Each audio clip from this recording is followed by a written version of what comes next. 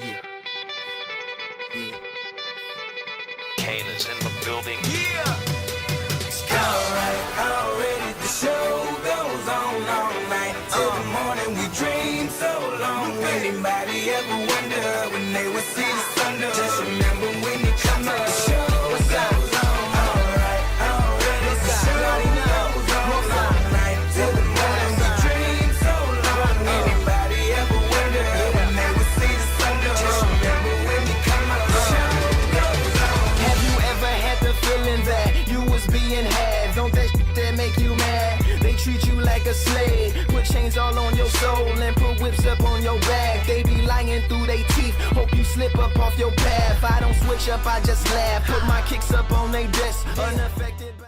Thank you guys for joining us for another episode of State of the Jungle with Malik Wright, presented by First Star Logistics. I'm your host, Malik Wright, joined by my co-hosts. We've got Logan, we've got Evan McPhillips, and we got a special guest. We got my guy from TWS, and we've got Evan Hartman. Ev, man, appreciate you for joining us on the show. You ready? Yeah, thanks for having me. Of course, man. We got a lot of stuff we want to get into, a lot of things we want to talk about. But before we do, as always, make sure you guys do us a favor, give this video a like, subscribe to the YouTube channel, and turn on post notifications so you guys don't miss when we go live or upload content from the First Star Logistics Studio. Boys, I made a little bit of an announcement today. A little cool announcement. We're doing a giveaway. It's sort of like a Money in the Bank. I don't know if you guys watched wrestling growing up, but I was a big wrestling guy when I was a kid, right? You win a chance, opportunity, cash in for a big prize, if you will, whatever. And that's what we're going to be doing here. So we said that there are 4 steps to enter in this giveaway. 1, you got to make sure you follow me, Malik Wright, Wright Report on Twitter. Make sure you follow my company, TWSN. Make sure you subscribe to the First Star Media Group YouTube channel and subscribe to the Sitdown with Malik Wright's YouTube channel. And you post a screenshot down below. The winner will be announced on May 29th edition of State of the Jungle. I'm excited to see who's going to wind up being the winner for this. But the cool thing about this is you guys get to pick what game it is that you want to go to. Maybe you say, Malik, I want to wait to see how the season unfolds. I want to see if Joe Burrow is going to hold up this year. Maybe you just want to wait and see what happens, how the regular season is playing out before you tell me what game that you'd like to go to. So that's the cool opportunity with this. Hope that you guys all participate. Can't wait to see who the winner is going to be. But without further ado, guys, the Bengals have a last place schedule. They have a last place schedule, right? And you got to wonder, are the Bengals going to be able to take advantage of this quote-unquote last place schedule? Because if they are able to, I think that this could be a really, really special season. I have an issue a little bit with the term last place schedule and how it's quote-unquote supposed to be easy. Because I think anytime you're in the AFC North, there's no such thing as a last place schedule. And I alluded to that last week. But I also think that when you look at some of the opponents the Bengals still face this year, like the Chiefs, who I think are more beatable than people give them credit for. But I think when you look at it in totality, I still think that there's I still feel like there's a lot of tough games on the Bengals schedule and droppable games, if you will. So let's talk about that a little bit, right? I reported yesterday the Bengals supposed to take on the Eagles, week 8. Then week 9, we got to take on the Raiders. Yeah. Raiders, I don't take them too serious. Sorry, Tristan. Don't take them too serious. But let's talk about some of these matchups. Let's start with the Eagles game really quickly. I know that's all the way in week 8. But let's talk about that. Do we think that this is do we think that the schedule that people are saying is quote unquote last place for the Bengals? Do we actually think it's a lot harder than what's being given credit for? I'll let Evan Hartman start us off. Yeah, I think it is. I mean, you look at your home, obviously you're going to play the AFC North. We talked about that. Anytime you play the AFC North, it's not going to be easy. Like you said, you play the Eagles, you play the Chiefs. I mean, those 2 teams, obviously we've seen them in past Super Bowls in the last couple of years. Like you said, it's a last place schedule, but being the AFC North, it's kind of tough to have a last place schedule. It's not really an easier schedule. Like you said, it's kind of seemed as it's easier, but my opinion, it's just as hard as pretty much anyone else's. Is there a game that you are looking at this year that the Bengals might have on their schedule and you're like, this is sort of like a marquee game that if the Bengals are able to win this, it's one of those tone setters? Yeah, it's one we just talked about. I think week 8, it's supposed to be a 425 game in Paycor Stadium. Should be a good game against the Eagles. So I think if you can, knock off the Eagles, it's kind of middle of the year, so it's kind of a good tone setter. It's either you're going to go uphill or go downhill after that. So I think knocking off the Eagles would be a good step. Man, he's being nice. He's saying all the things that I'm not going to say. Like I'll tell you right now, the Chiefs week 2, that's a game right there. That's a tone setter right there, and that's a game that the Bengals need to, quite frankly, need to punch the Chiefs in the damn mouth if they want to actually set the tone for the rest of the season. You figure if the Bengals are able to beat the Chiefs, they set the course of how the season could potentially play out for both teams. Exactly, and listen, I'll say this. The Bengals have yet to lose to the Kansas City Chiefs with a healthy team. We haven't seen this matchup this early in the year as well. And I love what I saw some Bengals fans saying, and I kind of share the same sentiment with you guys. I don't want to hear about, it was early in the season. We weren't really hitting our groove. Whatever happens, happens. All I'm saying is free smoke alert. Ev, I want to hear what your thoughts are on the schedule before I go to Logan. Yeah, I think you made a really good point, right? When you said that the last place schedule, we can kind of overrate that sometimes a little bit. And I agree with that because as much as we're sitting here going, the Bengals are far from a last place team in the division and have reasons for where they were. There's other teams that are the same way who also finished last in their divisions. I'm looking at the Chargers. I'm looking at the Cardinals. I don't think the Commanders are going to be the worst team in their division anymore.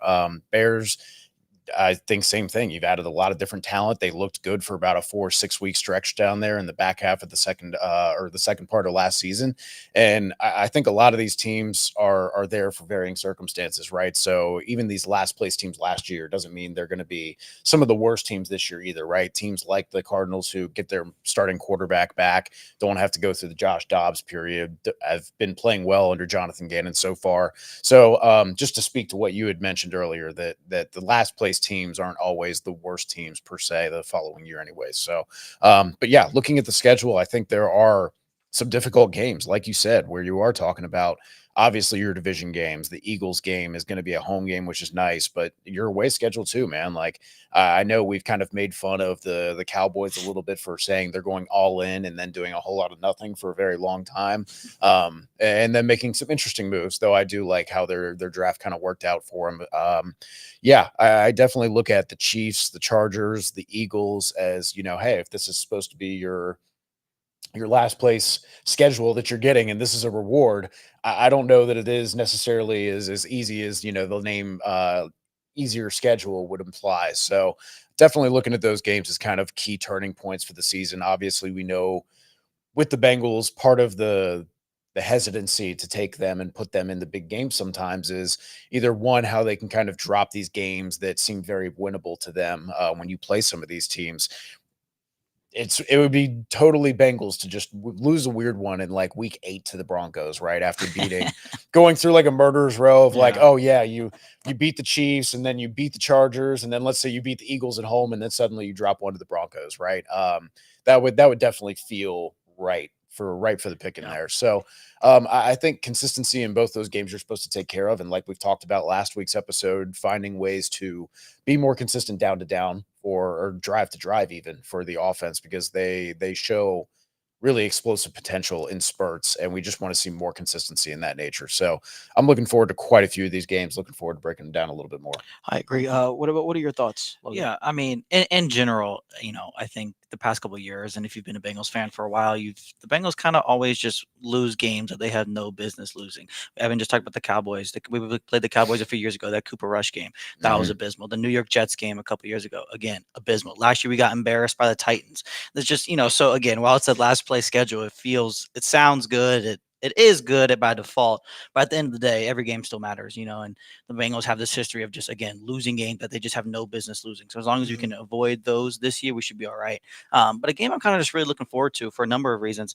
Obviously, the Tennessee Titans, obviously Brian Callahan down there now, Tyler Boyd down there now too. But then you just kind of look at the way the teams are built. The Titans have all of their receivers now, similar to the way the Bengals did. And if you even go to, the whole draft cycle, every 2 draft prospects the Bengals fans spent months and months and months talking about Tavondre Sweat and J.C. Latham. Well, Mm. now they both play for the Tennessee Titans. So it's just another one of those scenarios where you can talk about, you draft an offensive lineman, we draft an offensive lineman in the first round. You drafted By a the way, defensive tackle, I'm we drafted a grateful for that. defensive tackle. I'm grateful for that. I'm Well, grateful yeah. that they're both both Titans and not Bengals. Yeah, but so then there's just a lot of kind of like parallels between obviously Callahan, Boyd, and just so many players that the Bengals spent, talking Mhm. about even the way their offenses are trying to be built. Obviously, Callahan is a big reason for that, but still, just kind of similar mindsets, teams, similar players, just lots of similarities going on there. Listen, I guess when I just look at, we obviously don't have the entire schedule in its entirety, exactly to our at our fingertips right now. But when I look at it, I don't think that this is an easy schedule personally. Mm. I think that a lot of these teams improved. Yes.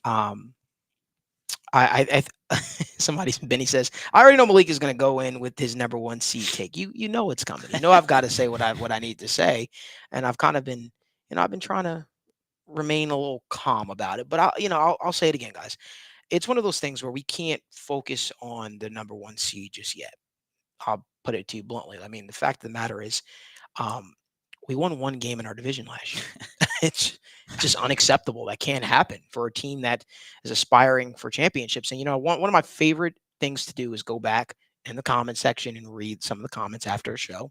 Whether it be a couple of days later, a couple hours later, and somebody said, we don't need to win our division because we're going to win the Super Bowl. And I said, hey, as exciting as you, excited, as pumped up, as jazzed up as you are about the potential of the Bengals hoisting the Lombardi Trophy, let's deal with reality. One of my favorite sayings is you got to live in your reality. And I think the reality is the Bengals won 1 game last year. And, you have to take care of business at home, right? Before you go help your neighbor out. Because if things on the home front ain't right, well, guess what? That's a recipe for disaster. And I look at it and I say, I think that if the Bengals are able to beat some of the teams in their division, let me go back actually. I think that the AFC North is such a tough division that it can kind of tell you how the Bengals are going to make out for the rest of the way, whether it be a deep playoff run or not. And what I mean by that is I already consider some of these AFC North matchups very playoff type vibes to it because a win in the AFC North holds that much weight. You figure this is a division that routinely has 3 teams coming out of their division in the playoffs. You need to be able to win these in division games. It's imperative that you're able to win those. But I think if you are battle tested, right? You go to battle with teams in your division twice a year. If you're battle tested, it makes war ready. And the ultimate war is the Bengals trying to become the number 1 seed in the AFC, trying to knock off some of the juggernaut teams that are in the AFC. Listen, I don't view this as a quote unquote easy schedule. I think that there are some matchups that scare me. To be honest with you, the Chargers matchup, I don't know why it scares me more than the Chiefs matchup. I don't know why it does, but it does. I just think that the Chargers are a lot tougher than people give them credit for. I'm excited to see how Harbaugh has. One thing about Harbaugh teams, they're always ready to go. They're always prepared. Now, typically this might be the year you're able to take advantage of them because it is a new regime. It is a new system in there. But I think when we're talking about it a couple years down the road, I think that this Charger team could be really, really tough. I think it's going to be a tough. I think it's going to be a really, really tough outing for the Bengals. I think the Cowboys matchup is tough because for some reason when we talk about teams that the Bengals match up very tough against, the Cowboys are one of those teams, right? And I feel like the Cowboys don't do anything that's quote unquote special. They just do what they're supposed to do. They got a good D line. They got a good D line. Good D line. They make some timely interceptions. Yeah. DeMarcus Lawrence, Micah Parsons. Who was the Mozzie Smith? Yeah. Still has some room to grow, but I was a big Mozzie Smith guy coming out. Like they definitely have some talent there, and I think that's probably part of where that stems from with the Bengals and their the struggles with the Cowboys at that point was they were still very much building their offensive line. And I think this is definitely going to be the season of, hey, we've got a lot of weapons. We've got Gesicki, we got Burton in there, right? You've got this offensive line built all the way out. You've got backup tackles and guards that I'll say the coaching staff feels really good about. I feel good about the tackle situation now. Guard and interior can still be a little hairy on the back end side of that for it. But yeah, I think this is going to be a big litmus test year for the Bengals, for the coaching staff, because if you run it back this year, I know injuries have been a huge issue with derailing the season and the plans and the success that this team, we think, should be able to achieve. But this year it's going to be, hey, you've got the offensive line, you've got the weapons, you've got Trey Hendrickson and Miles Murphy, who's a first round pick and coming onto the scene, and you've got Sam Hubbard's back healthy now, and you've got Mike Hilton and DJ Turner and Cam Taylor-Britt in another year. And if Cam Taylor-Britt is really that guy, then he's going to be stepping up. In the safety room, you got 4 safeties you feel good about now at this point. So like, there's really no like built-in excuse here. Like, nor, I'm saying they need one, but if severe injury doesn't happen and they underachieve, this team is definitely going to have to look at themselves and say, what do we need to do differently? Yeah. Because we were about as prepared as we could be. We're not a young team anymore that's just relying on 20-yard deep shots and explosive plays and boundary go balls all the time to try and succeed and produce offense, 80 yards at a time. So that's one of the key takeaways from just looking at the schedule right now is, like you said, I see 4 or 5 games where I'm like, yeah, they should absolutely beat this team by 10, 14 points, right? But there's plenty of other challenging games that you mentioned on there. So the Browns matchup is always a tough matchup. Yeah, 100%. The Browns matchup is always one of those ones. Their best ball against the Bengals. And we always play our worst. Right. That's just how it is every year. But that can't be the case. I know. That just can't be the case. Like So that. Like I don't know. For me in my life and anything I try to do, I can't. I hate mediocrity. I hate settling for less than. I'm allergic to coming in second. But I never sneeze. That's a Drake line.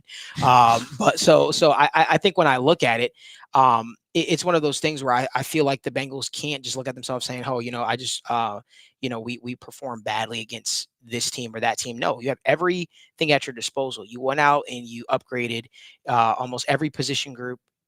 So we think, right? So you think that this could be the year where they finally break through. I guess, this is not even necessarily even one of the topics, but like we do every State of the Jungle, we never know where the show is going to take us. There's always a position group. There's always a spot on the roster, if you will, where we feel like it might be a sore spot for us, or we feel like it might not. We might have some question marks at that you probably go into the season a little bit uncomfortable with. I know I certainly have mine, and I'll tell you guys where that's at.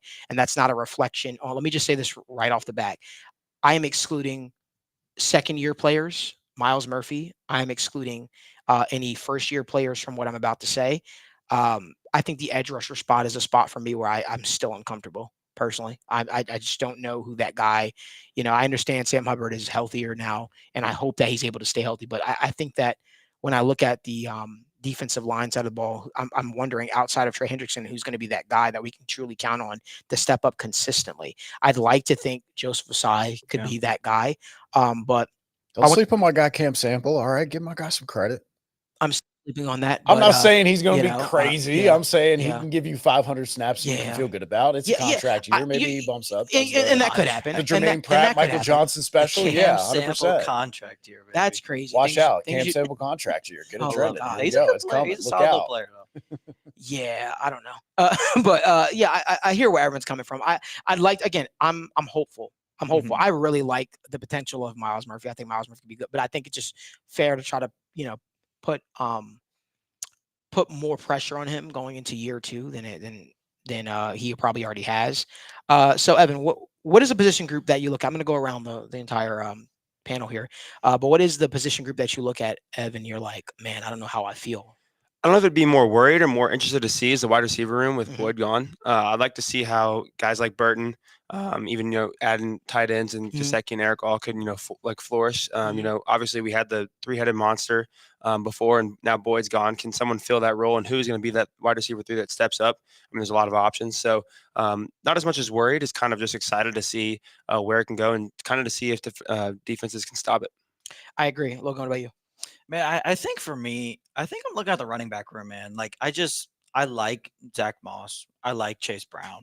Nothing against them or anything, but it's just like, if Zach Moss just went back to being what Zach Moss was the first few years of his career, I don't think anybody's going to be surprised. If a 5th-round, second-year player in Chase Brown isn't that good, I don't think anybody should really be surprised. So again, if those two things that are fairly likely happen, then you're looking at who's going to run the ball, who are we giving these touches to? And again, I still think there's plenty of avenues for both of them to be successful because, unlike in the years past, we're going to have more of a committee approach, which I think will be great for both of those players, because when you can use players to their strengths, you're going to see everything kind of, go more smoothly. But it's still, I like both of them. I like the opportunity they have ahead of them, but I still think it's very possible that both of them really struggle this year or don't live up to expectations. And if that happens, then we're at another year with a below average run game.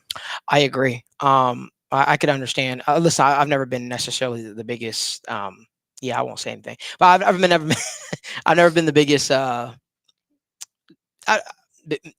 Moss guy. I've never really been the biggest Zach Moss guy. I thought that last year was sort of like a flash pan. But again, you want to give everybody an opportunity to really, really impress you, and you want to see how it all shakes out.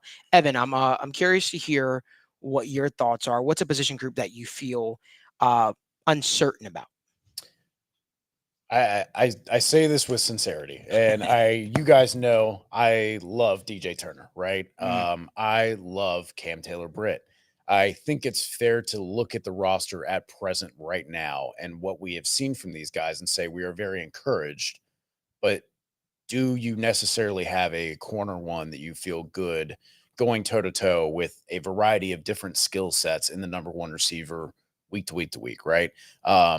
I know Cam Taylor-Britt has absolutely had great games. He's also dealt with injuries quite a bit so far in his career, and also is a very physical type of corner as well.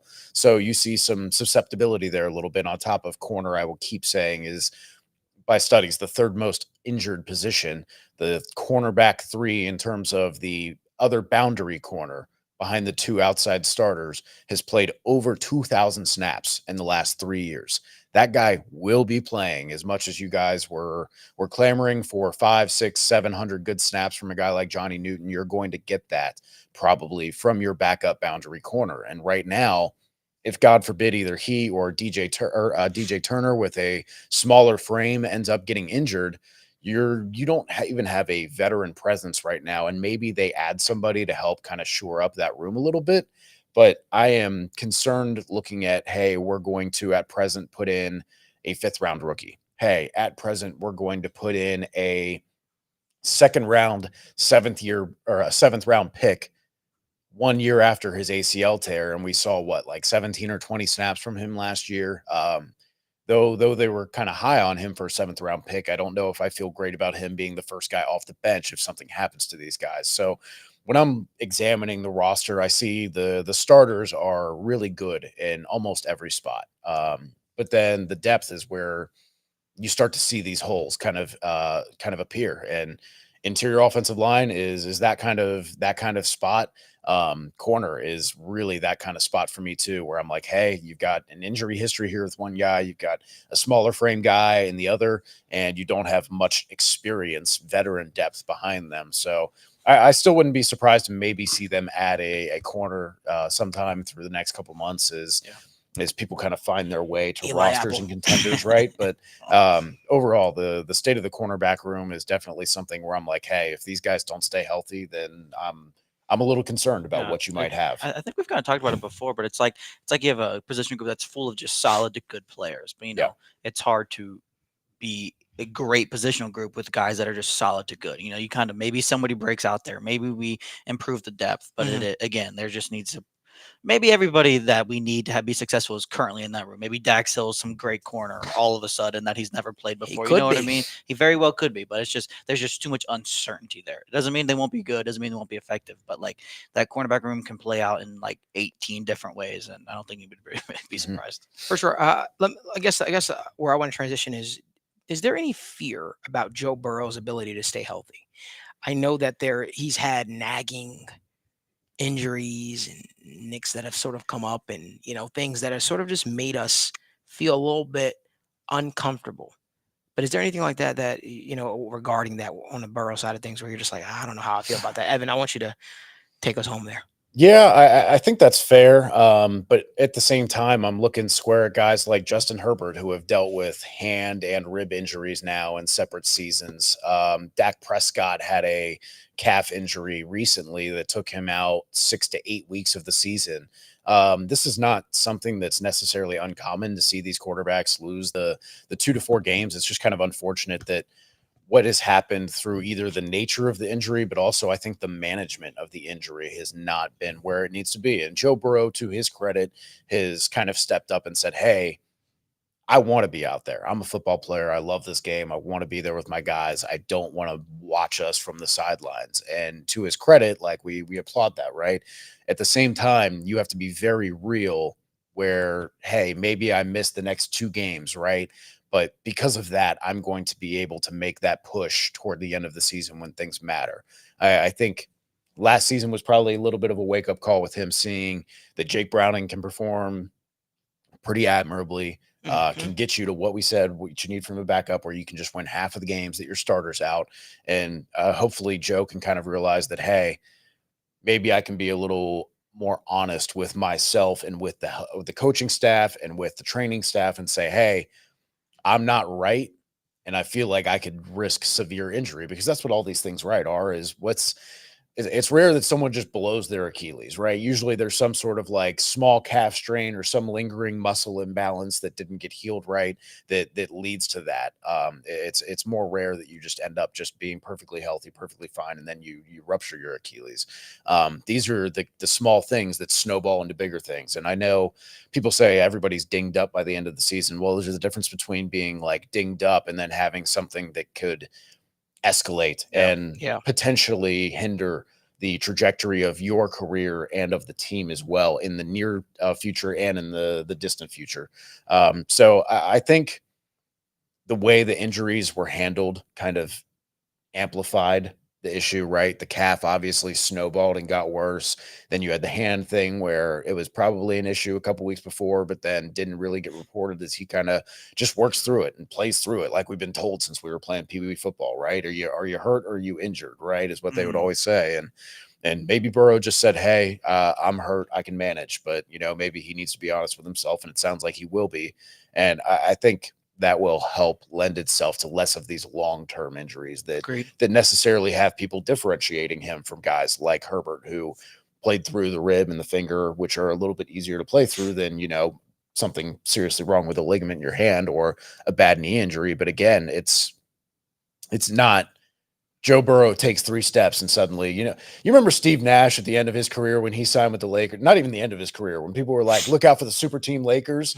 And I'm like, I was joking with my friends, like, Steve Nash will hurt his back just walking to the car in the morning. And like, he was only like 33 or 34 at the time, probably. And then sure enough, there was a report that like, oh, Steve Nash strained his back, like carrying groceries to his house or something. And it's like, it's not that, guys. Like, I feel like we over exaggerate a little bit sometimes, but yeah, obviously the nature and degree of the injuries is a little concerning, but I think better management, more maturity, and also just chance is going to kind of swing back the other way. It's interesting to me how the outside perception has sort of changed about Joe Burrow and this Bengals team.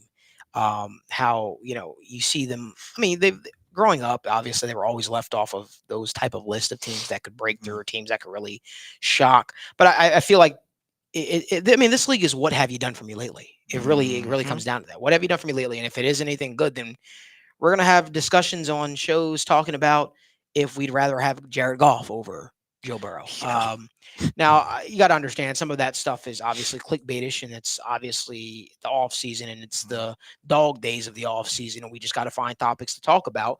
But let's remember, Joe Burrow's 2 full years he's had healthy as the Bengals quarterback. We've seen an appearance on the Super Bowl. We've seen an appearance in the AFC Championship. People could say, "Oh, you're living in the past." Well, I'm living in the past, so are the Pittsburgh Steelers talking about rings and other teams as well, right? Because I think that's a recent thing. That's what we have to go off of. That's what we've seen Joe Burrow do when healthy. And so, I think that this year is I'm expecting nothing short of that. So I see a lot of Bengals fans on social media. I get a little upset when you see that talk coming from people like Coward or whoever, and it's like, why do the Bengals not get respect? Why do I also want to just encourage you guys as well, for you Bengals fans out there. Cincinnati is a hotbed, and what I mean by that, and Marissa, let's go to the full panel here, not just me. What I mean by that is it's a hotbed. So if you talk about the Bengals, they know you're going to get interaction. They know that people are going to click, because I'm pretty sure if we do a Twitter poll, Bengals fans are probably the most active on social media. Definitely on Twitter. They ride for their team. They support their team. So guess what? If you put Bengals and what you're talking about, it's going to typically do well. If you slander Joe Burrow, it's going to typically do well. If I go out there and I say Joe Burrow's a better quarterback than Patrick Mahomes, Chiefs fans are going to come at my I was going to say, yeah, because you get the Bengals fans anytime you mention the Bengals, and you get the Chiefs fans anytime you mention the Bengals. Right. And if you get you literally get Chiefs fans if you mention the Bengals. Just to come in the Bengals. What am I going to say over here in the comments real quick? So I would say this, Bengals fans, it's more of a compliment to you because if they ain't talking about you, that probably means you suck. They are talking about you. It probably means something good. I remember being that kid, though, even living in New Jersey, watching ESPN, watching some of these other channels, and just hoping we get a segment of you saying something about the Bengals, and it would never come. It would be the same thing. Cowboys, the boys this year, or the Steelers this year. And it's like, damn, these guys haven't even done anything, right? You feel like your team is being swept under the rug, but I think that the Bengals can go from undesirable to undeniable this year. I think that could happen for them. I just would say to Bengals fans, just relax a little bit. Don't get too pressed when you see people make asinine takes that we listen. If you ask every GM right now in the National Football League, who would you rather have, Jared Goff or Joe Burrow? What do you think they'd say? Right, mic drop. That's what they would say. Like, it's not even it's not even a talk to have. Now, if we're talking about availability, that is a conversation that we should talk about. But I think when healthy, Joe Burrow is top 3 quarterback in the National League. I mean, I think you can debate it. Obviously, these guys are so interchangeable. It's all dependent upon the year. But one thing I can say about Joe Burrow, when you compare him to all these other quarterbacks, like a Justin Herbert, like a Lamar Jackson, like a Josh Allen, he's been there, right? Patrick Mahomes has also been there, but he's been there. He's been there. We've seen him take his team to a Super Bowl. We've seen him take his team to an AFC championship. And then this narrative, right? There's a narrative out there that, oh, well, the Bengals can't get by the Bengals are 3-1 against the Kansas City Chiefs. Kansas City Chiefs beat the Cincinnati Bengals with a banged up offensive line with Jackson Carman starting the left tackle. What are we talking about here? Let's deal with facts. Let's deal with reality. So you get that week in and week out. You get people trying to push your buttons. You get people making asinine takes. You get people saying things that just don't make sense. Well, that's what the state of the jungle is here for. We're going to try to make it make sense for you. And the fact of the matter is, Bengals fans, Bengals are in a better spot than people want to admit. The fact of the matter is, I think that the Bengals, I'm talking about the Bengals here, I think they make other teams uncomfortable. And by other teams, I'm talking about the team in Kansas City that believes, right, that they are the top echelon. They deserve to feel that way. They went back-to-back championships, and they're probably already planning parades for this year to do that. Yeah. I think that we are probably the NFL's last great hope to knock them off and really, I guess put a wrench in their plans, because, and the reason why it's not hopeful, it's not wishful thinking. We've seen them do it. We've seen them do it again. And I would expect that probably be a matchup that we see as well here. But I also just want to caution people. I think that there are other teams this year that people should be talking about in the AFC. I do think the Jets could be. I thought Evan was going to say something because, Evan loves Aaron Rodgers, guys. Who? I do think the Jets could be challenging this year. I do. I think that the Jets could be a challenging football team this year. Listen, I don't believe in crowning people on paper, but I think that we've seen Aaron Rodgers perform with great receiving talent. And I think that he has that this year with New York. It's one of those things where you want to see it consistently. Yeah. But I think that's a team that could really cause problems in the AFC. Maybe I'm being wishful thinking about the Chargers too, but I genuinely have always said this. I think Harbaugh is one of the best football coaches of our era. And I think that he's been a winner everywhere that he's gone. I'm sorry, Evan. Oh, yes. I was going to admit it. I was going to say it's hard for me to admit it as a Buckeye, but yeah. Obviously I've seen him dismantle my teams in the past 2 or 3 years. And you actually covered Ohio State. You go to Ohio State, so you have a more skin in the game than most people when it comes to having an opinion on this, if you will. But I think that Harbaugh gets a bad rap. But I think he's the guy that could change the face of Chargers football and really probably get them corrected and headed into that championship tier, if you will. But I guess I've gave my rant on how I think that this Bengals football team can sort of break through this year. But it really does. I hate that it can continue to go in circles. It really does start at home, guys. It starts at home. It starts out with beating your division. You can't have all these big goals, or at least be outwardly open with all these big goals, if you're not taking care of things on the home front. You got to control what you can control. And what the Bengals can control is trying to win a couple of games in the AFC North. That should be huge on this coaching staff's board. That should be huge in that locker room. They should have it somewhere in the locker room. We need to win the AFC North. It's like they had that mantra last year or 2 years ago. Usfaba. Huh? What? I don't know what you just said there. Usfaba. Anger management? Come on, man. Oh my God. But they had that saying last year. They said 2 years ago, they said, rule the North. I mean, rule the jungle, rule the North, rule the AFC, the whole 9 yards. But it started with the basic steps first, and they got in their own way. What are your thoughts, Evan? I think it's a great time for them to break through. It's a thing all over Twitter. Wait till Joe Burrow gets healthy, and wait till he gets a full healthy offseason. And I saw a couple comments saying if he's not healthy, then let him rest. I mean, he looks healthy, looks good to go in camps. And like you said, you have to take care of business at home. They have a potential to play 3 rookie quarterbacks, and the Broncos with Bo Nix, the Commanders, and then also the Patriots. Potential to play 3 rookie quarterbacks. And we were talking about the defense earlier. You never know how they could play, especially that secondary. That could be a big time for them to shine. But yeah, like you said, it's a good time to break through. You have that last place schedule, but you give Joe Burrow a full healthy offseason. You're giving him the weapons that he needs. Take care of business at home, and I think it'll be good. 100%. And guys, I want you guys to do us a favor while you're here. Give this video a like, subscribe to the YouTube channel, and turn on post notifications so you guys don't miss when we go live from the First Star Logistics studio or upload content. We've got over 200 people watching us, and we really appreciate that you guys have chosen to spend your Wednesday night with me and the boys and my ugly face. We even got my guy, my advisor, my brother here watching the first ever State of the Jungle, man. Here, I credit him a lot to a lot of my success on so many fronts. So it's awesome that Shannon is here watching as well. But we're going to do something different since we are still waiting for the schedule to release, and we do want to sort of give the reaction. Drop your questions down in the comment section. We'll get to some of your questions, and I want to answer some of these as well. I see a lot of questions, people asking, where is Daniel? You guys don't like Evan? All right. I was like, no, I'm kidding. Daniel will be back very shortly, guys. He's spending some time in California. He's watching live right now, and he's texting me nonstop during the show as well. So if you see me looking down, it's all because Daniel's messaging me nonstop during the show, but he'll be back soon enough. But let's drop some questions down in the comment section, and let's get to some of them. Let me try to read some. I'm going to have to go all the way back up. Somebody said, we have Super Bowl aspirations. There is no such thing as cakewalks. I don't think that the NFL is a cakewalk. I think that we take for granted sometimes how tough it is to win each week in the National Football League. I mean, these teams, it feels like every team has gotten smarter, has gotten better. And, it becomes a tough task. And it really, I really simplify the NFL like this. Sometimes it becomes the survival of the fittest, right? Whoever is the most healthy is down the stretch here. But ideally, you really want to, you just want to see it all put together. I think there's been so many times where when we're looking at the Bengals and we're like, man, if they could stay healthy, this team has unlimited potential. And I think that I feel like this roster, correct me if I'm wrong. Oh man, I hope what I'm saying makes sense. I feel like this roster right now is better than the roster the Bengals took to the Super Bowl. 100%. You remember that offensive line? Yeah, all around. Yeah. I think all around this team is just better. Like I really believe that. Sure, you can mix guys in and out. You could put one guy in. That team that made the Super Bowl had no business. Honestly, not very good. Had no business at all, man. But that was a time, man. Bengals go to Super Bowl. We were up. We were up, man. I mean, the city were up. I mean, we had so many.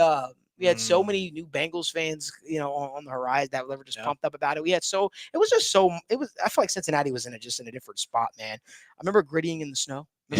That was crazy. Daniel's first snow. That was crazy. Man. No, but I think that I think that this roster is better. I think this is probably the best roster Burrow has had.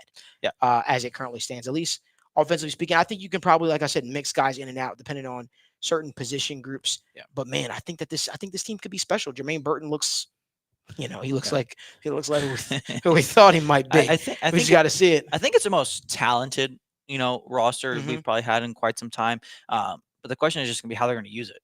We got a lot of crowded rooms. We got a lot of little question marks here and there. I think it's undoubtedly the most talented group we've had. But, I think this year it's even gonna be more important for the coaching staff more than usual because you have to find creative ways to get some of these guys on the field. You have to find creative ways to get all 4 of these talented safeties on the field. You have to find ways to get all 4 of these talented slot corners on the field. You know what I mean? Like there's so many different avenues and they could all lead to different forms of success. But it's just, I'm interested to see how all that plays out. And I think, the coaching staff will handle it just fine, but there's so many different ways that you can run out this team this year. One of the questions I want to get to really quickly, someone said, Matthew Heitzman, Appreciate you, Matt. Matt is always in the comment section, literally Yes, each sir, and yes, sir. every single week.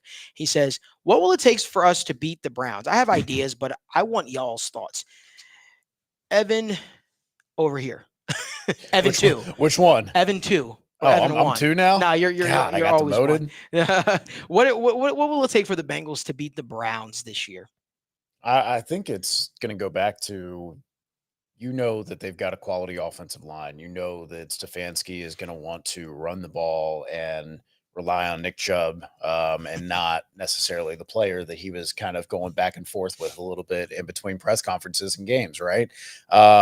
Making Deshaun Watson try and beat you and take that, cut it, send it back like 2 or 3 years ago, and someone Man. would probably be like, "What do you mean make Deshaun Watson Yeah. beat you?" The state of where he is now with how he's been playing the last couple seasons. I mean, yeah, you absolutely want to shut down the consistency of their run game and force Deshaun Watson to be the deciding factor there. I definitely like the addition of Jerry Jeudy as kind of your wide receiver 2/3. Everybody knows I was a big fan of Elijah Moore and still hate the Jets for sending them Elijah Moore for damn near nothing. Amari Cooper's getting a little bit older, stayed a little bit binged up, but this is a solid wide receiver core for sure.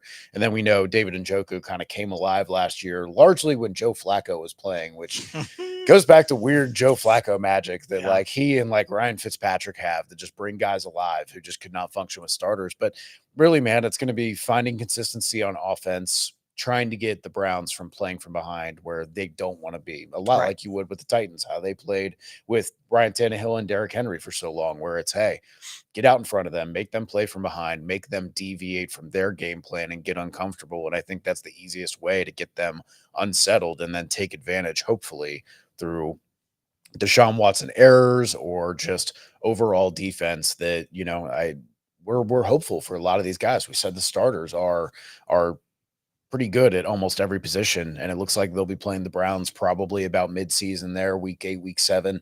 So that's definitely something that'll be on my mind, and hopefully they're healthy for that matchup. I agree. I want to get to some more questions. I know I've got some here.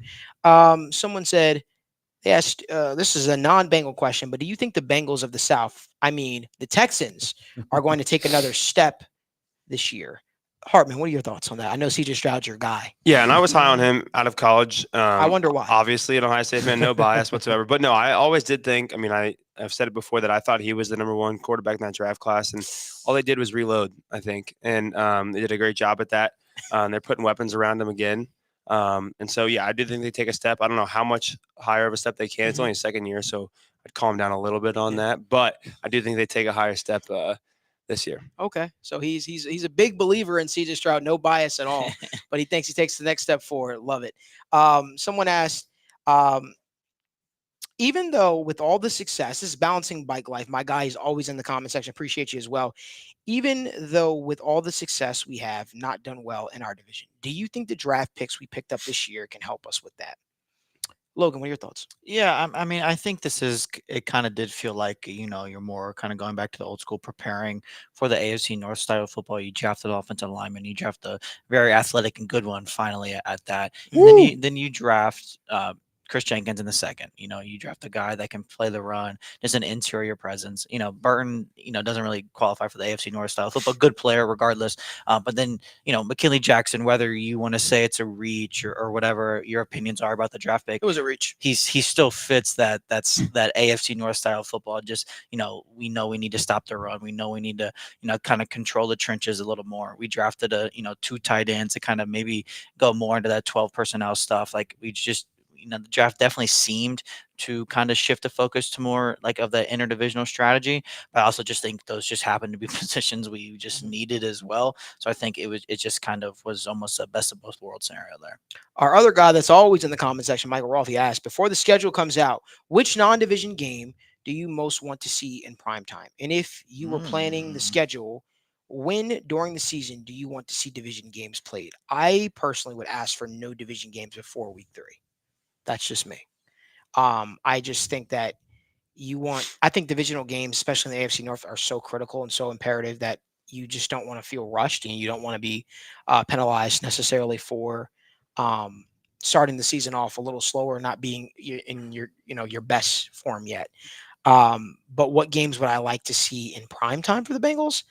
Shoot, the Chargers. I'd love to see that game in prime time, non-divisional Yeah. games. I think the Chargers game is a game I'd love to see in prime time. Hartman, what are your thoughts? What games would you like to see in prime time? I know the Eagles has been leaked. It's a 425. I think that could be a good flex to Sunday Night Football. Jalen Hurts in Cincinnati could be a good prime time. Okay, I get. What about you, McPhillips? Yeah, no, I was kind of looking squarely at the Eagles or the Chargers. That would definitely be my two that I'm looking at. That non-Chiefs, obviously Chiefs is already kind of in that 425 spot, but yeah, I definitely think the Chargers are going to be interesting. They're at such a weird time right now because they've got so many guys who are over 30 making $30 million who are going to have to there's a reason that Keenan Allen got rid of for a 4th round pick, right? And it's not because Keenan Allen is buns anymore or anything like that. But yeah, I'm very interested to see how that works out. But I think the Eagles for sure, man. And God bless if the rich don't get richer. I mean, how do you fix having Darius Slay void years left to pay when he's not on your roster anymore, and you've got James Bradbury aging? Well, just let Quinyon Mitchell fall to you in the 1st round, and let Cooper DeJean fall to you in the 2nd round. And now suddenly you're cheap at cornerback for the next 5 years at 2 different spots. Like, goddamn. Yeah. Must be nice. I want to get to one of our questions. This is actually a very good question, Margar Benny. He says, I know you guys talked about it a while ago, but how much will the offense change with pitcher in the building? Now all the pieces are kind of set. I'm going right back to you, Evan. I would say not really much at all, man, because we know that is as much as Callahan's had his fingerprints on this offense. It's a group think kind of offense, right? It's a mind meld.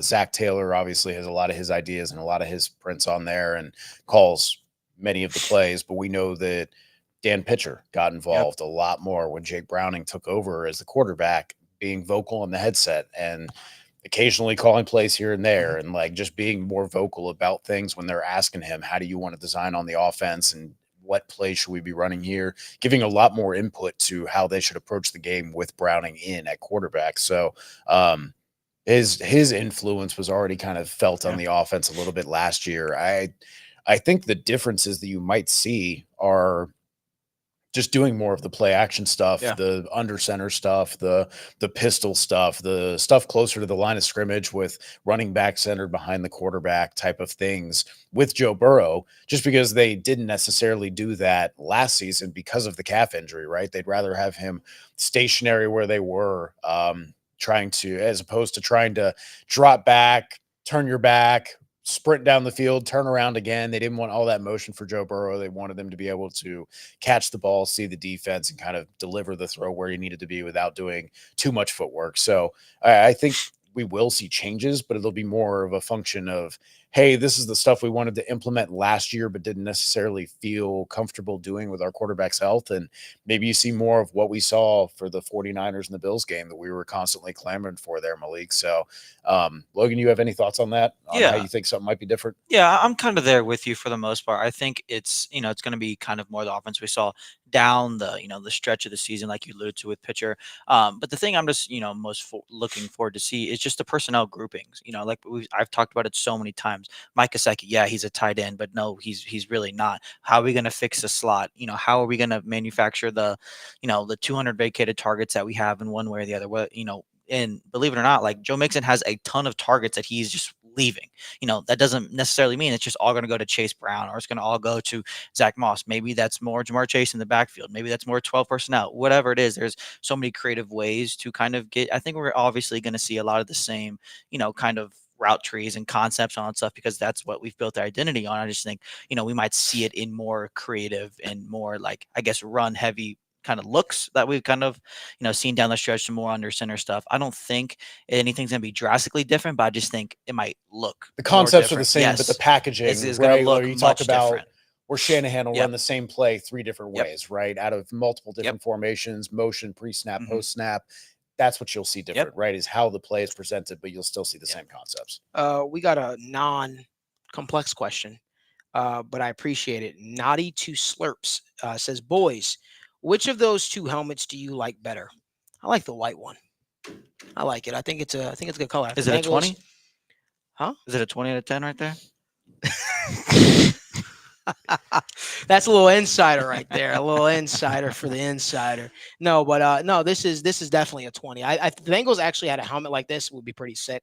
I still think me personally, I would love for the Bengals to have like orange pants and like a white and orange helmet like that would be absolutely sick. I think that the Bengals have like, again, I hate saying this type of stuff because it's like you're biased and you're just like you're in Cincinnati. You're like you're engulfed into the city, but no, it's not. It's not that at all. It's really, I really think the Bengals color scheme is like one of the best in the National Football League. And I think there's so many unique and complex combos that they can do. I feel like all the while I like the new uniforms, I feel like they kind of missed with some stuff as well. And I think one of the misses were not having a uniform with orange pants and like I don't know. I just thought it would have been pretty sick. We don't even wear the orange. Like my favorite combo is the orange and white pants, and we never even wear that either. It's just always the black and white, and that could be better. The white with the black stripes is cool. The helmet, I like that design. If I bring back the big tiger, the long tiger, the old one, that one in the middle, that would be perfect. That would be sick because I think it would give everybody hates the B. Like all I've known like is really the B. Like so like it's a little bit different. The leaping tiger or the tiger. Leaping tiger, like they hate the leaping tiger. They won't bring it back. They won't do it. I don't know why. Yeah. We can speculate off air about what the reasons for that might be. Maybe they just think it's too much like Jacksonville's leaping jag that they're bringing back a little bit. But I will say I feel like the B looks better on like shirts and apparel. I feel like the B looks way better. It's just clean. It's not complex. It's simple. Yeah. It's simple. It's like, bro, like you're not walking around with a tiger like leaping on your hat. And it's people like know, baby. People know. Some people know. Like I think I would love to see, when is Cincinnati gonna have like a throwback type game? I know. Right? Like just do something like nuts. Because if you're gonna do throwback, you can't go. I think they're working on it. I'm worse. I should reach out to my friend. He's all like, he knows every college, which they're Nike, Reebok, Adidas, all that. He knows everything they're rocking. But I thought there was talk in the offseason that the Bengals had like listed something else as like their new like they got rid of the throwback designation for like their old color rush unis or something that they used last year or whatever it was. And so people were speculating maybe they were kind of in the works, maybe not this year, but the year after, maybe having some throwback jerseys. Be sweet. Whether they'd be like William Perry in the comment section is cooking right now. What's he saying? Well, you're cooking right now. You're like another member of State of the Jungle right now. But he says leaping tiger equals lost decade. It's simple. They resonate the leaping tiger with the lost decade, and it probably has such like a bad look on them, and they're like, man, scars them. They don't want to. I feel like too with like maybe naming the stadium Paycor instead of Paul Brown. B is like a way for them to kind of retain that's a good point. The marriage between like the city, the team, and the Brown family. So where B kind of pays respect to a great football family who's been around for a long time. So maybe that's their way of kind of paying. Yeah, I mean, the B's never going to go away regardless. Like you're the Bengals. The B's never just going to. Fun fact, when I first was like thinking about when I was talking about launching this show, if you guys were with me in the beginning, the OG start of this show, it was actually supposed to be just a one-off. Like I was never supposed to do a Bengals show in Cincinnati. I was really against it. My guy, Kevin, was like, you should do it. Like you crush it. The show was actually supposed to be called State of the Bengals originally. And then I was like, nah, could be bad, for various reasons. But so I just thought like something different. I was like, oh, let's just do State of the Jungle, right? Then we call the stadium the Jungle inside, right? So like State of the Jungle made all the sense. But back to what what we're getting at. Want to get to some more of these questions. But I agree with you, Wayne Perry. I think that could make sense as to why they kind of disassociate a little bit with the Tiger. Our guy Chad Walter asked, do you think we can win 4 of 6 games in the North? I certainly hope so. I mean, I think that the bare minimum should be like splitting with your division at the very least. You should be trying to split with every team. But honestly, I think you should sweep the Pittsburgh Steelers. That's just something that should happen. I understand they're a tough team, but at what point are you going to develop that identity where people are like, you're a tough team? I think that the Browns are another team where it's like, yeah, they're a tough team, but like you are head and shoulders, in my opinion, better than the Browns. And then I think the Ravens are that toss-up team where it's like, they're going to come to play. In all likelihood, I pray. There's one game that I hate when we get this, and I really hope that they don't put this on the schedule in this type of format. I hate when we have to travel to M&T Bank Stadium at night. like a Thursday night or a Sunday night. There's a difference between, like, hear me out, guys. Short week to turnaround to Baltimore yeah, is just like, I feel that in my yeah. heart. Doesn't that just feel like this is So let me tell you, I was in M&T Bank Stadium for Lamar Jackson's first start, and it was a daytime game. And it was the game where Joe Mixon jumped on Billy Price's back and started playing the piano after he scored a touchdown. What a duo. Yeah. Well, no. That's rude. No, Joe Mixon was a dog. Joe Mixon was a dog. That he was. But what a duo in a sense that Billy Price brought us BJ Hill. That I'll There we go. And I will say, like, I'm not a small guy by any stretch of the imagination. I'm like, I hold my own. I used to box all 9 yards. I'm pretty confident in my skills. I was intimidated actually walking into M&T Bank Stadium. It was pretty intimidating. Not gonna lie. I was in a sea of purple, and like Ravens fans were very hostile at that game too. I don't know. There's something about that, and that was during the daytime. At night, that they have like an incredible. I think Cincinnati has an incredible light show, but Baltimore has like this crazy light show thing that they do, obviously, where it's like smoky, and they got the Raven, and I'm like, man, I'm good. Like I don't want any parts of that at night, man. Like I just They've had don't. 7 more hours to drink. Yeah. Yeah. For And sure. then they do this crazy thing This where is sounding better. Are we going to No, night game? I'm not going. I'm not going. But they do this crazy thing where they don't always show it on television. They either do it before the game where Ray Lewis will come out and he'll do his little, bird dance, whatever the case may be. And like the crowd will go crazy. Like the players will start getting hyped up and jumping up and down. But even if he doesn't do that, they'll be like, you could tell how like entrenched he was with that organization. But, if it's a critical possession or a critical third down, they'll show him because he's almost at every single Baltimore game. Yeah, and he's got that real killer attitude. Nah, man, that's bad. But they'll show him on the big old jumbotron, and the crowd will just go nuts, man. It's like they're the only ones that probably could get away with no other player establishing an identity or a culture. But like outside of that, I was going to say Terrell Suggs ain't coming back to Baltimore and kind of repping for the city, is he? I mean, nah, not really. But Ray Lewis, that crowd Ray gets Lewis is fired up. Man, like, they'll start playing. Ed Reed is somewhere smoking some weed, I was hanging say, out, I don't feel like living there's- his best life. I don't and feel I'm like there's like, any good other for you, Ravens Ed. that Good for really- you. Right. But think about it. Like, typically every team has that leader. Like the Seahawks had the Legion of Boom, right? Yeah. But the Ravens, Ray Lewis has been retired since 2013? And they still use him as a figure to hype up the audience, to hype up the crowd. It's like they do that. And I think the Bills do something with one of their old time players as well. But it's incredible the history of like how like tied in and, they still are with some of their veteran players, man. What were we about to say? So if I was going to ask you a question, if the Bengals were to do that, who would be your pick to bring that player that brings back? That gets people They would hyped come up. back in every game. People who's your would player? say Ocho Cinco, but that he's not that for me personally. Like I like Ocho, but like he's not hyping me up for like a game. I would say if you're gonna Does this have to be every game, or is this just like that one moment you really? I was just who's your Ray Lewis? Who's every game? Okay, so first of all, they off rip they have to be a defensive player. I think like it can't be like an offensive guy because I don't. Man, if we're going that route, I'm about to say something. The perfect person for that, had he not like had his like tenure in the way it was would have been Vontaze Burfict. Yeah. Vontaze brought an attitude to the city that he like literally Pac-Man would be great. Pac-Man would be great. He's Pac-Man local too. Pac-Man would be great. Like if you can just have like a thing where you have a vet come out like and just pump up the crowd like during big games. If you got one game, right? Like let's say like is the hang on Kansas City.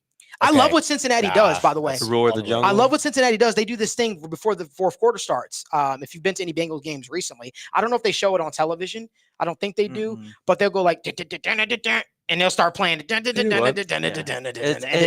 the dude will just they'll actually have somebody playing the solo guitar, and the crowd will go absolutely nuts. But it only hits at like nighttime games. It don't really hit like. What if you got? Let me paint you a picture, right? Okay, so like you're playing late in the season, right? Let's see if we got this game. And then my man, what's my man's name? My man Mark with the shirt. Okay, goes Browns. crazy. You got Browns Thursday night football. Yeah. End of the season, week 16, right? Like win the division right now, secure, like say number 1, number 2 seed, right? You got to get a win. You got to get this crowd juiced. It's Thursday night football. And Jordan Shipley. So you don't tell anybody. You don't tell anybody what's happening. You don't tell anybody who the ruler is. You keep it under wraps, right? Guys walking out in robes and shit. You don't know who it is, and suddenly as they go to do the rule of the jungle, you reveal Andrew Whitworth has patched things up with the Bengals and is here to get the Bengals fans riled up. You tell me that people would not scream and cheer because I would people not. still, what was it? It's 2024. This was damn near 10 years ago that this man played, and people are still in every comment section. I'm half of them, but the other half. Yo, you hyped me up and you said Andrew Whitworth, bro. That is not Your what- lead up was people good. love Your Andrew lead-up was Whitworth has great. been the Great best offensive story. lineman for them for the See, first last 15 Dude, years, Evan, right? after the show, you post that to Twitter and then just stop before you say Andrew Whitworth and just let And then everybody, cut and to let Malik everybody saying and Vontaze just let perfect, and then everybody goes crazy, right? let everybody Because else we say a splice name. that in. Because you would need somebody that isn't like People are so not, mad like about how Whitworth the is Andrew so Whitworth nice thing though. ended, He's man. so He is. he's so He nice. is. Like, Yeah, I don't see him as But mean. if that's how you figure out that they patch things up, Yeah. that he's coming back, he's probably going to be in the Ring of Honor. He's doing like that. somebody Make said him at 1 Andy. o'clock. Somebody said Andy Dalton. Yeah, Who's gonna ride this bus with me? Like no, but I Who's don't gonna ride this? Maybe you remember when he said that? He's like, all right, guys, here we go. Who's gonna ride this bus with me? No, but who would guy. no AJ Green? As much as I think- love AJ, yeah. AJ was not. AJ's It's gotta be quiet. That's like defensive. Gino. It's You defensive. love Gino. Gino was Gino's the guy, quiet. but Gino doesn't have that fire. Man, what if Dunlap didn't end things Yeah. the way he did, man? Yeah, It's been tough the way things have ended for some star yeah, I have players no the clue who last I'd go with. 10, 15 everybody years. seems to love Tyler Eifert too. He's kind of one of those. Love rowdy Tyler guys. Eifert. Would have been a great for us had he not Tyler gotten Eifert hurt. would definitely show up and like just shotgun a Miller Light, like in the middle of Yeah. trying to do the. You and rule him of the had that in jungle common. thing. Yeah, no, hey, I'll be floating around tailgates. You guys see me. I'm probably carrying a case of Bud Light. Come shotgun a beer with me. We'll have a good time. But I also think it doesn't have to necessarily be like who's a staple in the city.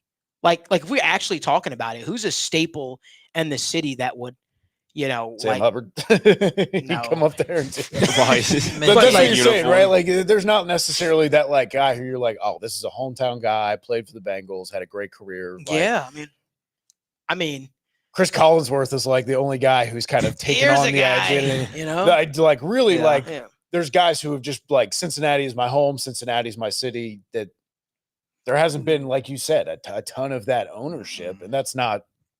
You know dissing who, any of these you know, players who no, go no, no, no. home You know whenever else, who does like- not get does not. Well, I guess we should get more love than what they actually do. It's Dave Lapham. Dave is one of the guys that like played for the Bengals, stayed with the Bengals, and like Mhm. literally fostered an Still. entire career. Somebody said Jeff Ruby. like Hey, fostered man. an entire career beyond like beyond just Yeah, still playing involved, and, man. and still involved and is dedicated more than half of his life to this team, Mhm. right? So like he's a guy for sure. Like, and you hear bang bang coffin nails by Dave, you get pumped up, Chills. man. It'll be cool for sure. But if he didn't have the duties, obviously, of already being on Bengals radio, man, maybe me. Like why not me? Like I'm him. Why not us? Why not me? Why not us? I think I'm a fiery guy. Like I think I'm a fiery guy. I not think I get the us? city lit. Like you know what I'm saying? Like shout out to Jim. Jim usually has me on I usually stop by his tailgate for big games and pump up the crowd and stuff like that. But somebody said Jeff. But no, I definitely think you can like look at like you can tap into people beyond Kevin Huber, just- baby. No, There's our Cincinnati guy. You can literally tap into people that are just staples in the community. I think the Bengals have done a better job of that, right? Yeah. Even when they brought like that wrestler dude out, Dean Ambrose or whatever, John Moxley, a couple of years ago, like about 2 years ago for the Chiefs game, that was lit. That was electrifying. The city was turned for that. It's one of those things where it's I think it makes a lot of sense. Somebody said Daniel would have Pastor rocking. Paycor, Paycor rocking Daniel. He would yeah. have his pastor rocking. too. Oh my God! So Marissa just updated me. The schedule just got released. Yep. The Bengals Ravens game away it's at night, Marissa. Oh my God! We just said Thursday. It's a Thursday night game. The exact same thing I said I did not want just happened. Week 10. Hey, but Malik, and the Week week after we 10? play the Chargers. Like, come on, bro. What are we doing?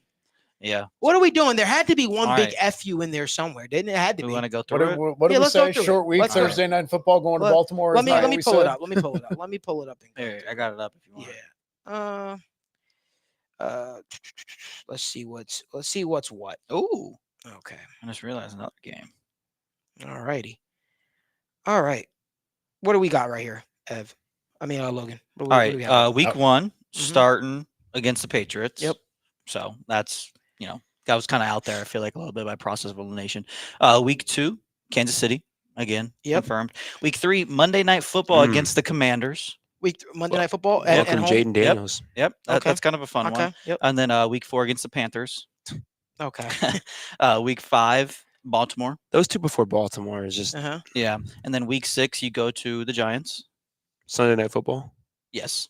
Sunday Night Football against the Sunday Night Giants. football. Interesting Coming mashup. home. Yeah. Monday night and Sunday night Yeah, football. and Interesting then choices. week 7 at Cleveland, Yep. and then week 8 home against the Eagles. Yep. 425. Yep. Yep. Week 9, 1:00 versus the Raiders at home, and then we got the Thursday Night Football against the Ravens, and then you have a 4:25 at the Chargers the week after. 1:00 against the Steelers. Monday night. Wait, when's the bye week? You missed the bye, but you just Oh, missed it. It's after It's Chargers. week 12. before Week 12. Steelers. Week 12. So week 12 is the bye Right week. before the All right. and then Steelers. Let's go. Thank we got God. another Monday night football game at Dallas. Yeah. Week 14. Fine. It's kind of a fun one. And then you got the at Tennessee week 15. And then you got another Thursday night football game against the Cleveland Browns. At home. Thursday At nights? home. At At home. home. You have 2 Thursday night football games. Divisional games too. So 2 short weeks to prepare for divisional games. And then week 17 Denver, week 18 Pittsburgh, both TBD times. Okay. All right. Yeah, let's go through this again. So you get New England, right? It's up. Like, I'll just start by saying it. It's up. Like, whether it's Drake May, Jacoby Brissett, Probably it's up. You know what I mean? Like, I think that's a that Pop Douglas, Javon Baker wide receiver room is just not doing it for you. no. It's not Ah, doing it for man. me. No, I think that's a game where the Bengals can start off strong, and I expect them to start off strong. Kansas City, we already know what that is, right? We already know what challenges await. Putting Washington versus the Bengals, Prime time. primetime is interesting to me. Washington's It's interesting. Washington's kind of fun though. I mean, like, I don't know how the game's gonna play out, but Yeah. I mean, Team Joe Burrow got hurt against too. Mhm. Jaden Daniels, I'm assuming it's his first primetime game in week 3. Got a fun receiving core, pretty solid defense. Jerzon Newton, Payne, Allen. Yeah. They made a point to add a lot of solid, like Yeah. expected value guys in free agency. Like a lot of the additions they did in the draft, like you said, they got Ben Sinnott, Luke McCaffrey, Brandon Coleman, Jerzon Newton, obviously. I'm sorry, guys. Mike Sanders. Sanders still, Sanders still from Michigan that I know a lot of people were really high on. So they added some interesting guys in that sense. So I think it'll be, like you said, I think they have a lot more quality players and are not quite just like as inept as they were. I'm really interested to see how the Cliff Kingsbury offense kind of ends up looking. That's the biggest question to me, because you were coming from somewhere where you had Lincoln Riley and kind of had the offensive system in place there. And the last one we saw in Arizona had you playing DeAndre Hopkins at one position like 98% of the time and would not move him to anywhere else. So not exactly the most diverse or unique scheme in that sense. We'll see if he kind of changes things up with having a Jaden Daniels kind of quarterback there. But interesting choice for the Monday Night Football. You know how I think they're going to market that game? Advertise it. The LSU quarterbacks, Joe Burrow versus Jaden Daniels, just that whole tap into that whole side of things too. Yeah, could make a lot of that's what they're going to try to do. Let's keep going with some of these some of these games, right? Because now that we have the schedule, we can fully digest it, right? I feel like DJ Academics, after kind of dissecting the Drake Kendrick beef, now I'm gonna get to dissect the schedule and how it all. Evan's just shaking his head at me. He's like, "Shut up!" Like he's like, "You're so corny." I know, my bad. Carolina, again, that's a game where you I guess you feel good about, right? I mean, it's a nice game to Carolina. have before you go to I like the Baltimore.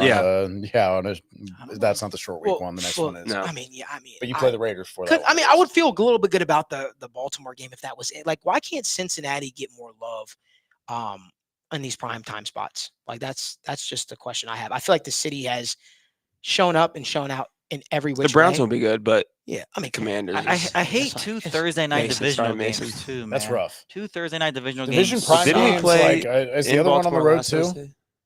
Last No, year, okay, so they got Yeah. one at home. Yeah. Or no, the one at home. Yeah, at him. But last year we played at the Ravens on Thursday night as well, didn't we? yeah. Yeah. Was it Thursday? Or was it just prime I think time? it was I know it was prime I think it time was a night. short week. I think it I was a don't Thursday. remember. It was a Thursday. Yeah. It was a Thursday. It was Because a they were Thursday. hurt. Yeah, Thursday. They were hurting going into that game. And it was like Yeah. 4 Two days touchdown was not loss. enough. And here we go again. Right, here we go again. And then you got the Chargers. You get Baltimore and the Chargers back to back, man. I'll tell you what I do like there, though, is Yeah. because you've got that kind of road trip there. So you're playing the Raiders at home right before you play on a short week at Baltimore, right, on Thursday night. Mhm. Then you have to take a road trip all the way out to the West Coast. Bye. One of the most underrated things about schedules and where you gain or lose advantages in how much travel you do, right? Because there are teams who maybe on the far it's East Coast crazy when you that compare suddenly some are of these. playing a last place schedule and play these guys who are out on the West, if it's the Cardinals, the Chargers, or whatever. But then they also might play like the NFC South that year, Yeah. right? Or not, or the NFC West that year. And suddenly you got 6 games versus teams that are out on the West Coast, and like 4 of them are road games. If you're traveling a lot, it's taken away from practice time. It's taken away from time for you to heal your body. That's taking time away from you being comfortable. Everybody knows that if you guys in your day-to-day life are out on the road for 3-4 weeks, you get worn out, right? Yeah. Like you don't get to see your family, you don't get to recharge, you don't have all of your creature comforts and the routines that you have at your home. Like, so that definitely is a factor. I like seeing that after this road trip of Ravens, of Chargers, you get a bye, because that week 12 bye too is going to be, That's crucial. I hate, people were talking about maybe there was a week 5 bye. I would have Never. despised I that. hate Like the the week early 4, the bye. week 5 bye, you didn't even have. Sucks. The big thing about the bye is that gives you a chance to self-scout, right? That gives you a chance to look in the mirror and say, here's been our tendencies. Here's what's worked for us. Here's what hasn't. What do we need to do different? It's hard to do that 5-6 weeks in. You don't have a big enough sample size. You haven't played multiple different schemes and teams and seen different ways, because the first couple of weeks, everybody's getting to know each other, right? And then week 7, week 8, now you've got tape on them, right? Now you're starting to see tendencies develop, and now teams are game planning for that. So now you kind of get that advantage of that chess, the chess strategy, where it's like, hey, we played these teams in the beginning of the season. We have these tendencies. Teams started to hone in on them. Now we can find creative wrinkles, not sweeping changes in the offense, but small things we can do, tweaks here and there, that will give you a better advantage when teams try to play you like that later in the season, when the games really matter, later in the season when you're in the playoffs. You can kind of get those tendency breakers. So I like that week 12 bye. And after the bye too, you got 5 games total. 4 of them are in the AFC, and 2 of them are divisional games as well. So those games are going to mean a lot down the stretch. So it is that week 12 bye kind of fits perfectly this year with how the schedule ended. So a little bit of luck there. Ev, I want us to get your take on what is a game that you're looking at right now that you kind of like, I guess, or dislike the way it kind of worked out. Well, the Steelers kind of works out for us good. You said it's after the bye, and you look at the Steelers. They don't play a divisional opponent until week, I think it's 16, or it's later. It's later in the season, but they play the Ravens, the Browns, the Bengals, the Browns again. So they have 4 divisional games back to back, and we come right in the middle of that. So I mean, they're going to be beaten up and bruised come that December 1st game, and then they got to come to Cincinnati to play. I think it's a really good matchup and a great chance to steal an AFC North game. Yeah, anytime you get to beat the Steelers, you feel pretty good about that. I think the Tennessee game is a game that a couple of you guys in the comment section sort of highlighted, and I guess we didn't talk about that enough. And I feel like that's a interesting spot, because you got the former offense coordinator Brian Callahan, who was so involved with obviously the offense. Cheeto and Tyler Boyd now. Yeah, I mean, you got those. You got some of our old players there as well. But old players, old heavy on the. I talked about it a little bit at the beginning. But I think that it's a good spot. I think that's a good. I think that could be a sneaky good game, if you will. I think that's a spot where the Bengals are probably going to really have to put their thinking caps on and really try to they're going to try to outcoach one another. I think the Dallas game is also a tough matchup too. I think the Dallas game is a tough matchup too, because I've always viewed Dallas as one of those teams that it feels like when they play the Bengals, they sort of play their best. But I think it's a spot that, you look at some of these teams and you're like, I view them as a playoff team. You always want to, I mean, since I was younger, I've always tried to see how my so-called team in every sport, stacked up against said perennial playoff team. And I view the Cowboys as that. And I think that this is a spot in which the Cowboys could, the Cowboys and Bengals could be a real test to see where both teams are at, especially this later in the stretch. But it's going to get a lot of eyes on it as well. That you said about the Titans and the Cowboys. You pointed that out. It looks like that's going to be one of their short weeks too. On top of playing multiple Thursday night football games, you get the Monday night football game, obviously against the Commanders. That's going to be a short week. Yeah. You get the Monday night game against Dallas. You're going to be on the road in Dallas Monday night, and then you got to turn around, get back home, and then you got to play on the road for Nashville. Now, fortunately, Nashville's not a far travel from here to Cincinnati, but at the same time, you're going to be playing two tough teams on the road. And obviously Callahan's going to be familiar with your tendencies and what you want to do. So I do think that's going to be maybe more of a challenge than we see at first glance when we're kind of looking at things. Yeah, we've got over 300 people watching us live right now. If you guys can give this video a like and subscribe to the YouTube channel while you are here. We really appreciate you guys spending your Wednesday evening with us and talking all through the Bengals schedule. I'm trying to see if there's any other matchups that sort of stand out to me. Obviously, when I pencil it, I think it's just easy to kind of, at first glance, look at some of the teams that the Bengals have, like the Chargers, like Kansas City, like Philadelphia, as like Dallas, as some of the more tougher matchups. I'm curious to see where we end up facing Denver at, because I think Denver could have a better season, I would say, and I think that I think they're one of those teams that are just like, they perform better against other teams that they probably have no business performing better against. I don't really rate Bo Nix too high, but we'll see how that all shakes out if he winds up being the starter through the stretch. But I think that the way the schedule has sort of shaken out, you gotta like it. There's nothing that I really dislike. I really am appreciative of the bye week is obviously later in the process, so you kind of get a chance to get your bearings back under you and figure out what works for you as a team. But I think that I think that if the Bengals can I don't even want to say steal some of these games, because I feel like they're in such a better spot than saying steal some of these games. But if they can win some of these games and do so in convincing fashion, I think the team will be sitting in a much better spot. I think there's a realistic shot, right? Kansas City's always a tough game, but I think there's a realistic shot the Bengals could start the season 3-1, if not 4-0. I think there's a realistic shot. I think the New England game, I think the Washington game, and I think the Carolina game are all winnable games. I think the Kansas City one is even a winnable game. I think at full health, I favor the Bengals even more against Kansas City this early in the season. I understand it's in Kansas City. I understand both teams have a rivalry, but I just think I think that I really like the fact that the Bengals have this stretch, because I think people don't talk enough about how important it is to start the season strong. The Bengals, we don't talk enough about how important it is for the Bengals to start the season strong. I think that the back end of the Bengals schedule is a little rough. It gets a little rough at spots, but I think that up until November 7th, I think that a lot of these games, I think getting Baltimore out of the way the first half is something that I do like, right? Like you get Baltimore out of the way before your bye week, if you will.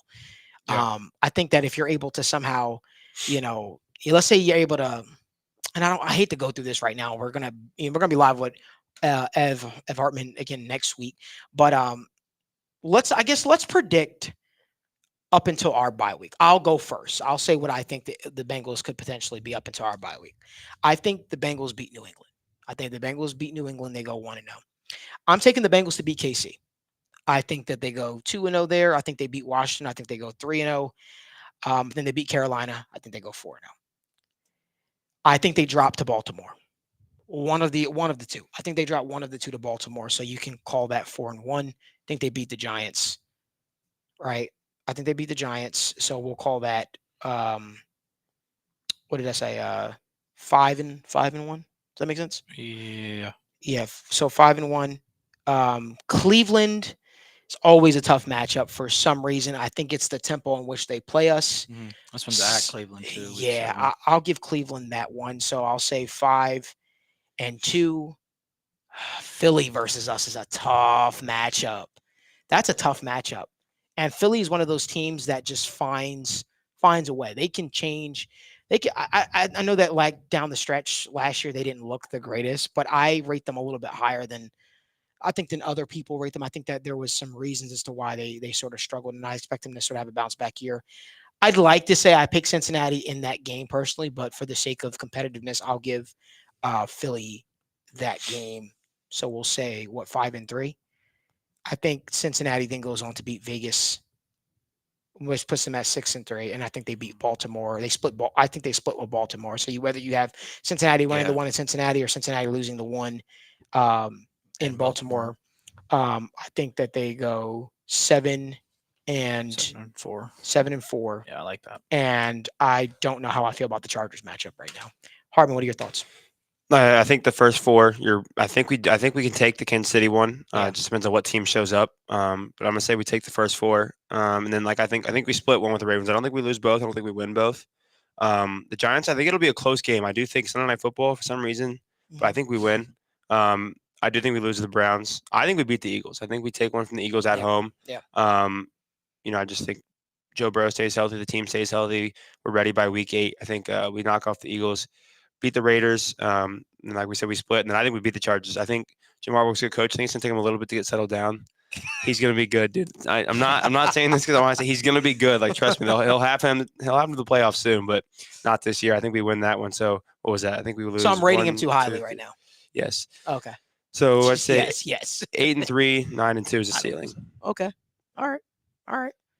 Yeah. Usually I'm the one who's usually pretty conservative, right? I'm usually trying to take the middle of the road, the Always. middle of the bell chart distribution there. I'm kind of feeling 8-3. And I feel like I you're like looking that from at you. I feel like that's a good start where you're, like you said, probably splitting those division games with Baltimore. I'm going to say that you do the same probably with Cleveland, and playing at Cleveland in the start of the season is probably my tiebreaker there for that being the loss of that I anticipate. But the reason I say 8-3 and not 7-4 is because of what the other Evan here said. I agree that the Chargers are going to be good in the future. You have a franchise quarterback. You have some good young talent. You have a good coach. I still think you're going to have to reshape that roster a little bit. We mentioned that Khalil Mack, Bosa, both pushing 30, a lot of injuries, a lot of miles. Obviously, Derwin James has dealt with a lot of injuries. We know the cornerback room has been in flux where Christian Fulton is starting for them this upcoming season.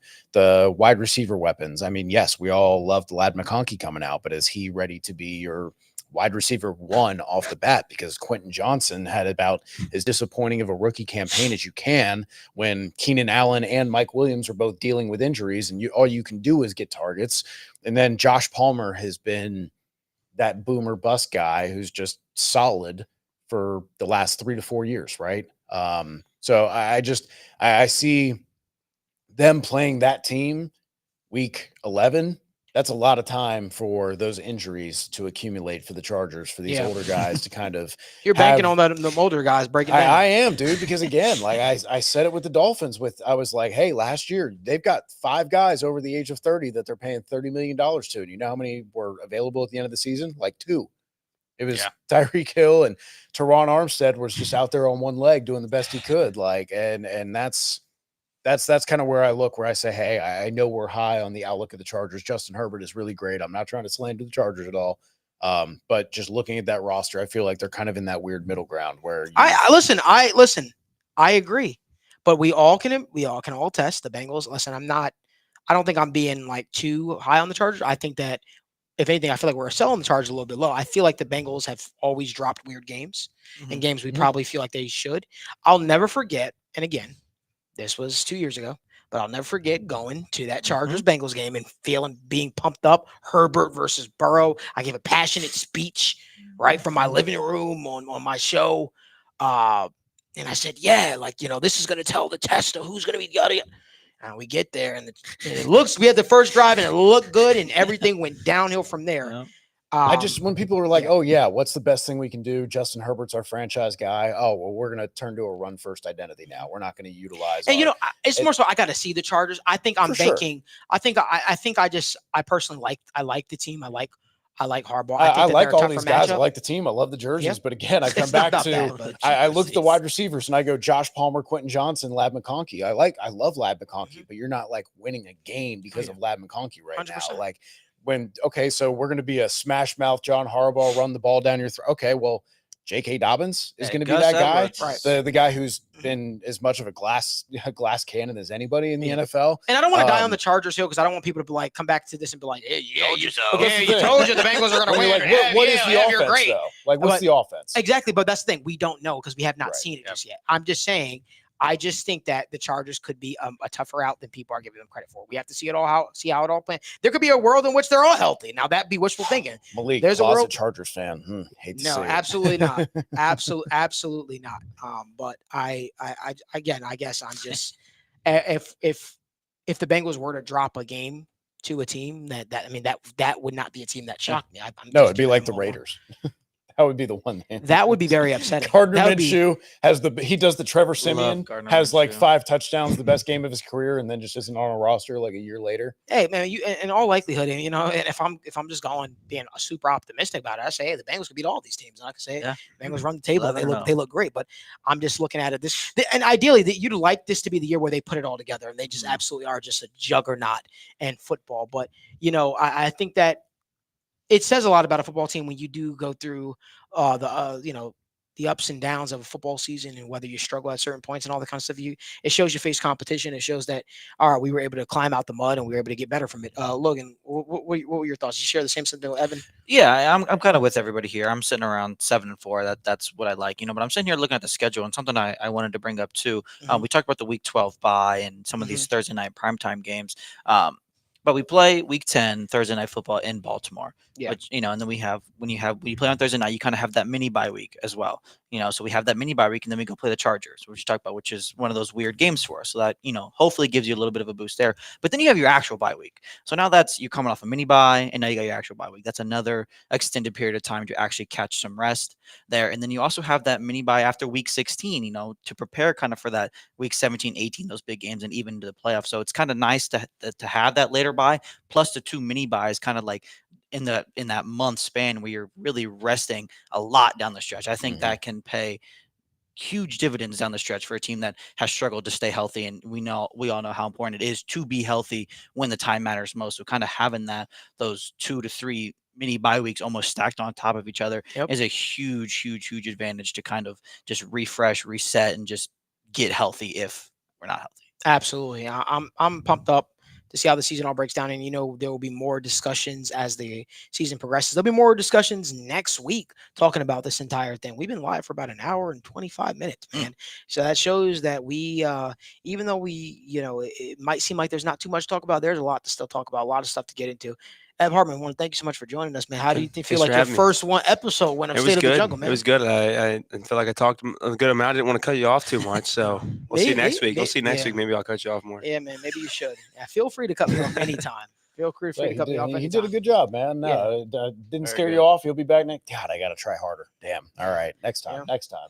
Maybe next time we'll get him or have him not show back up. I have no idea. But anyway, I want to thank you guys for tuning in to another episode of State of the Jungle with Malik Wright, presented by First Star Logistics. Make sure you guys give this video a like, subscribe to the YouTube channel, turn on post notifications. Remember, we're doing a giveaway. Giving away 2 tickets to a Bengals game this year, one of your choosing. All you got to do is follow 4 simple steps. Follow me on Twitter at Wright Report. Follow TWSN on Twitter. Subscribe to the Sit Down with Malik Wright's YouTube channel, and subscribe to the First Star Media Group YouTube channel. Remember, every single time we go live or upload content is also simulcasted on the First Star Media Group. A lot of people are saying thanks, Evan, too, as well. So that means people are showing a little bit of love, man. But until next time, next Wednesday, 7 p.m., same crew, same place.